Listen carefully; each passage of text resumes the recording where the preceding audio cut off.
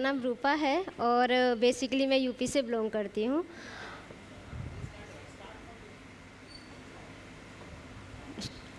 Hello guys, मेरा नाम रूपा है और बेसिकली मैं यूपी से बिलोंग करती हूँ, मुजफ्फरनगर से।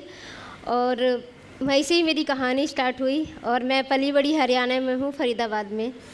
तो मेरे ऊपर अटैक 2008 में हुआ था और अटैक मेरी स्टेप मदर ने किया था। ये कहानी बहुत छोटे से स्टार्ट हुई थी, जब मैं 2.5 साल की थी। तो मेरे पापा ने दूसरी शादी कर ली थी। जो मेरी रियल मम्मी थी वो कुछ ही समय के बाद एक्सपायर हो गई थी। फिर उसके बाद पापा ने शादी कर ली, तो जो मेरी स्टेप मदर थी उन्होंने मुझे एक्सेप्ट नहीं किया। उनका ये था कि मतलब अगर बच्चे बड़े हो जाएंगे तो सब कुछ इनका हो जाएगा, क्यों ना मैं इनको मार देती हूँ। तो तभी से ये कहानी स्टार्ट हुई। घर में बहुत सपोर्ट करने वाले थे, लेकिन कभी ऐसा नहीं हुआ कि उन्होंने सपोर्ट किया, उनकी बात किसी ने मानी नहीं, उन्होंने अपनी मर्ज़ी की चलाई। दादी बाबा थे, उन्होंने सपोर्ट किया। लेकिन एक होता है ना कि जो इंसान होता है वो कुछ करने की ठान लेता है तो वो करके ही रहता है। तो लगभग ऐसी ही ज़िंदगी बीतती रही। उन्होंने बहुत टॉर्चर भी किया, मारा पीटा। जब मैं 4 साल की थी तो दादी बाबा मुझे फरीदाबाद में ले आए। वहाँ पे मैंने पढ़ाई लिखाई बहुत सारी चीज़ें की।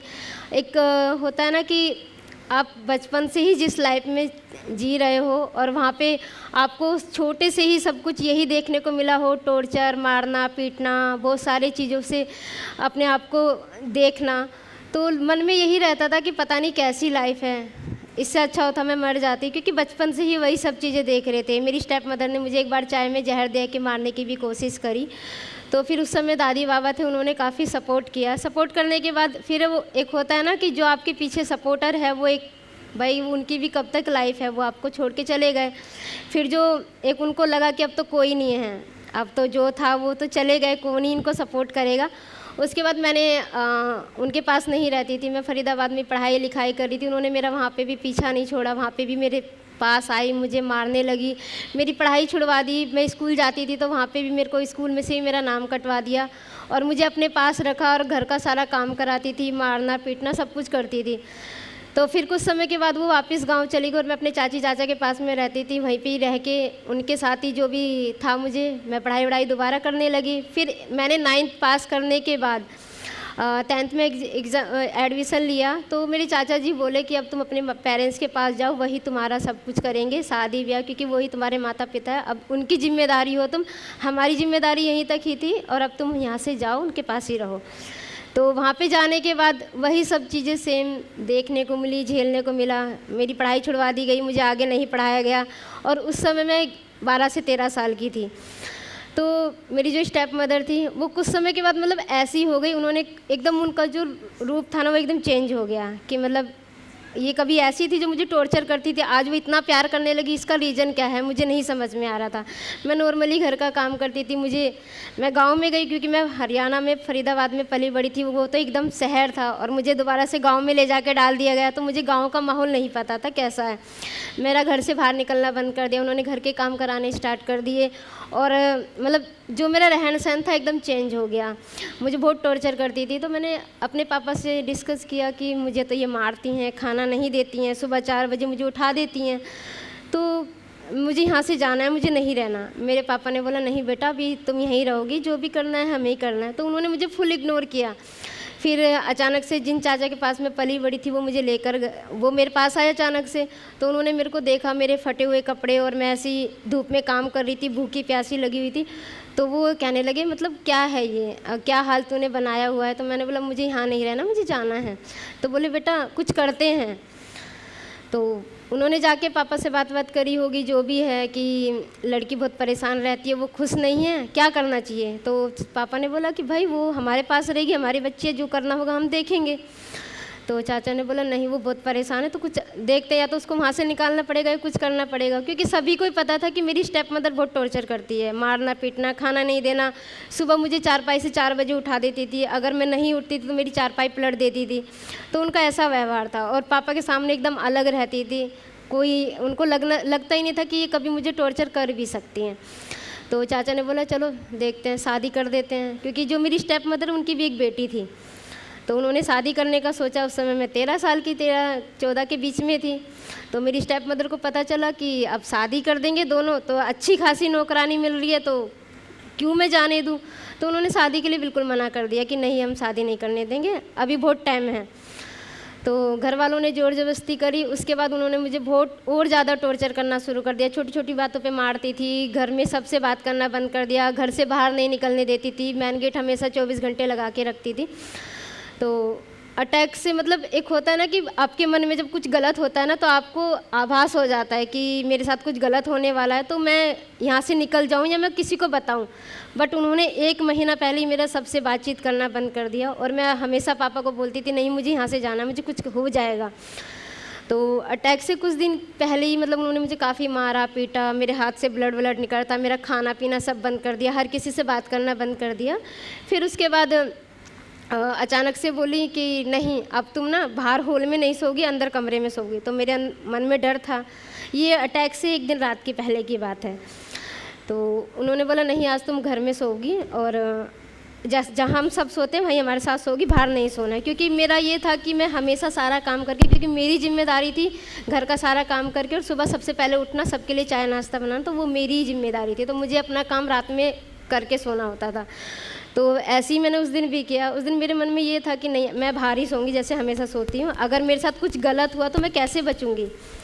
फिर उसके बाद मैं अपनी चारपाई उठाई, मैं बाहर ले आई, और मुझे नहीं पता क्या क्या था। और गांव में बिल्कुल भी लाइट नहीं आती, अगर आपके पास कोई खड़ा हो जाता है तो आपको बिल्कुल नहीं दिखेगा अंधेरे में कोई आपके पास है या नहीं है, दूर दूर तक नहीं दिखेगा। तो मैं ऐसी नॉर्मल सोई। सोने के बाद मतलब एक होता है ना कि इंसान गहरी नींद में सो जाता है। जब रात के 2:30 बजे उन्होंने मेरे ऊपर एसिड फेंका था, तो मैं गहरी नींद में सो रही थी। तो मैं चिल्लाई चीखी, तो मेरे पास कोई नहीं था। मैं ऐसी ही वहाँ पे 4 से 5 घंटे में ऐसी पड़ी थी, तड़प रही थी। फिर जो गांव के प्रधान होते हैं उनको किसी ने फ़ोन किया कि ऐसे ऐसे, जो मेरे पापा का नाम है देशपाल, तो उनकी बेटी जो दिल्ली से आई है उनके ऊपर किसी ने कुछ डाल दिया है, तुम जल्दी से आ जाओ। तो वो आए, उन्होंने मुझे गाड़ी में डाला, फिर वो मुझे पास के हॉस्पिटल में लेके गए। हॉस्पिटल वालों को भी नहीं पता था कि ये क्या हुआ है, कोई समझ ही नहीं पा रहा था, क्योंकि शायद मैंने भी अपनी लाइफ में ऐसा कोई क्राइम नहीं देखा था, ना ही मैंने सुना था कि एसिड अटैक्स होते हैं। यहाँ रेप तो सुना था बट ये क्राइम नहीं सुना था। तो मैं ऐसी पूरा रात भर ऐसी ही तड़फी, सुबह 10 बजे तक मैं ऐसी ही पड़ी हुई थी, ना कोई डॉक्टर ने मेरा ट्रीटमेंट शुरू किया, ना किसी को कुछ पता था।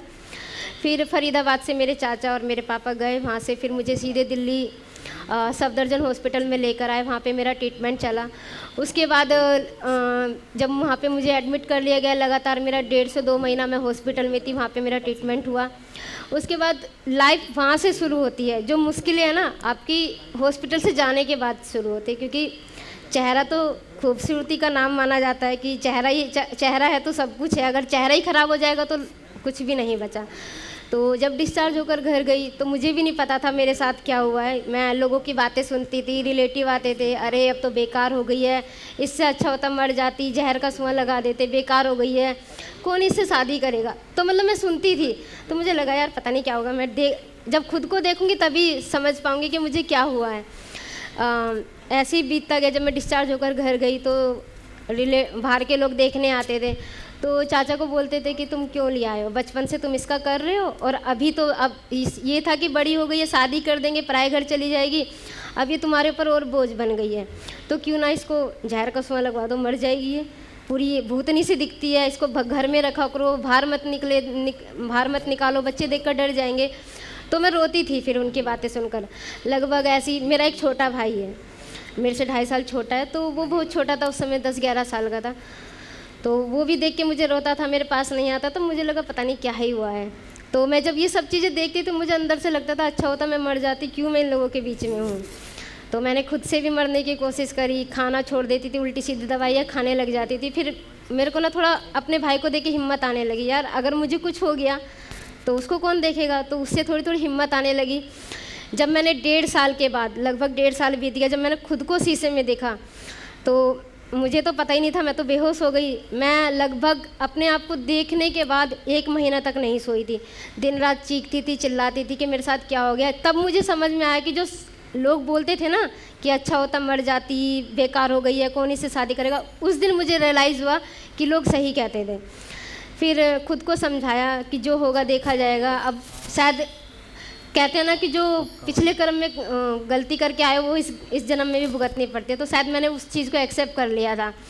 5 साल बीत गए, फेस कवर करके रहती थी, 24 घंटे एक 4 दीवारी में रहती थी, कोई आता था तो तुरंत से फेस कवर कर लेती थी, कोई मुझे देख ना ले, बाहर निकलना बंद कर दिया। तो मेरी एक दोस्त है, फिर ये लाइफ तो मेरी शुरू ही थी, मतलब घर में टॉर्चर, कभी कोई आता था ताने मारते थे, कभी कोई आ गया तो टोंट मार के चले जाते थे, तो वो सब सुनते सुनते आदत हो गई थी। तो 5 साल के बाद लाइफ में थोड़ा चेंज आया।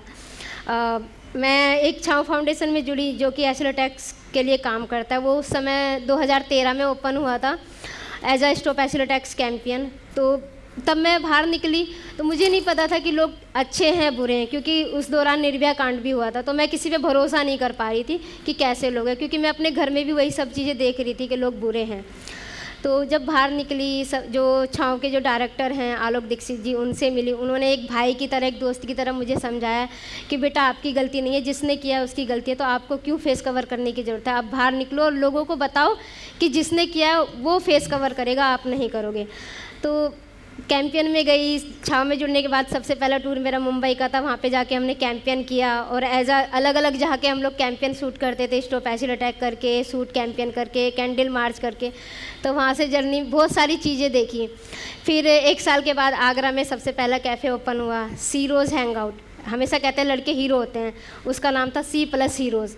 तो वहाँ पे भी मैंने काम किया एज अ मैनेजर की पोस्ट पे। और छाँव की जर्नी मेरी बहुत अच्छी रही। शायद यहाँ पे आने के बाद एक होता है ना कि वो शायद उस रूपा को कोई नहीं जानता था, इस रूपा को शायद लाखों लोग जानते हैं। और मैंने आपने शायद छपाक मूवी सुनी होगी, वो पूरी छाँव के ऊपर है।